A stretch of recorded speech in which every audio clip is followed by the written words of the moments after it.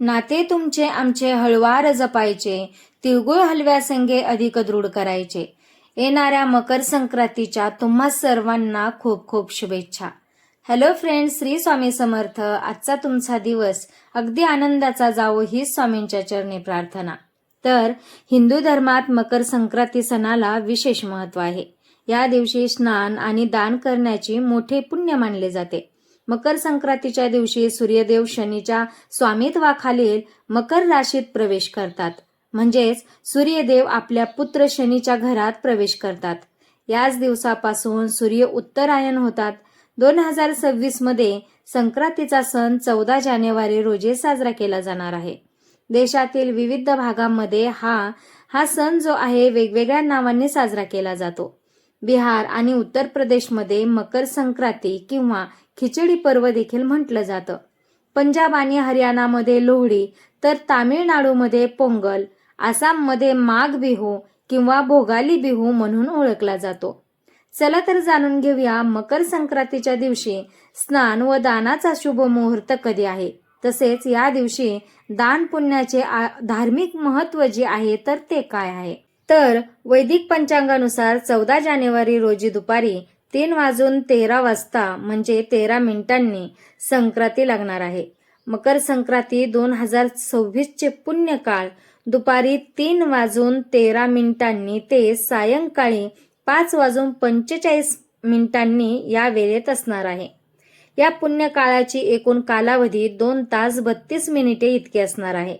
तसेच 2026 मध्ये मकर संक्रांतीचा महापुण्यकाळ कोणता, तर दुपारी 3:13 ते 4:58 या वेळेत असणार आहे.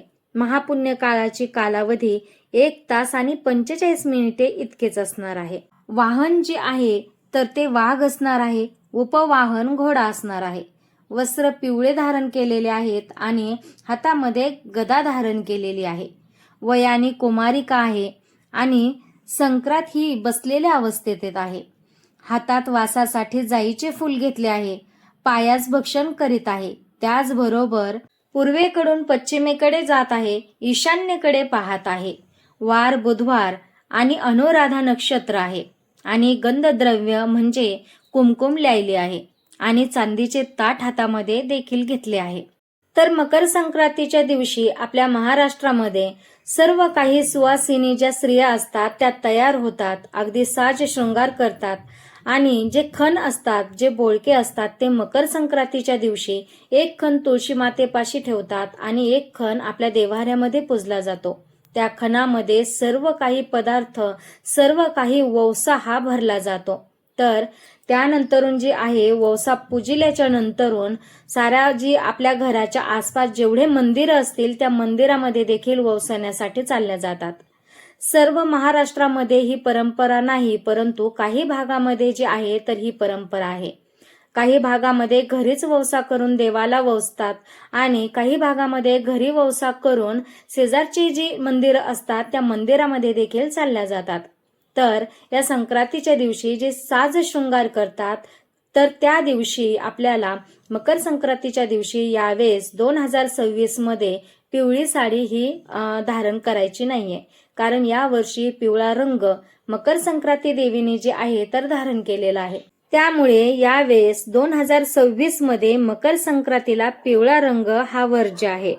मकर संक्रांतीच्या दिवशी तिळगुळाचे लाडू, गजक आणि रेवडी वाटण्याची परंपरा आहे.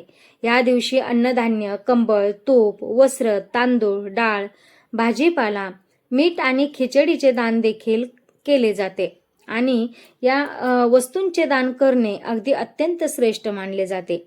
या दिवशी पवित्र नद्यांमध्ये स्नान करणे आणि सूर्यदेवांना अर्घ्य अर्पण करणे फारच शुभ मानले जाते. मकर संक्रांतीच्या दिवशी केलेले दान अक्षय पुण्य प्रदान करते, त्यामुळे जीवनात सुख, समृद्धी आणि समाधान टिकून राहते. या दिवशी जो व्यक्ती भगवान सूर्यदेवाची श्रद्धेने आराधना करतो त्याला मान सन्मान, प्रतिष्ठा आणि यशाची प्राप्ती होते. तर आजचा व्हिडिओ जर तुम्हाला आवडला असेल तर व्हिडिओला लाईक, शेअर आणि सबस्क्राईब जरूर करा.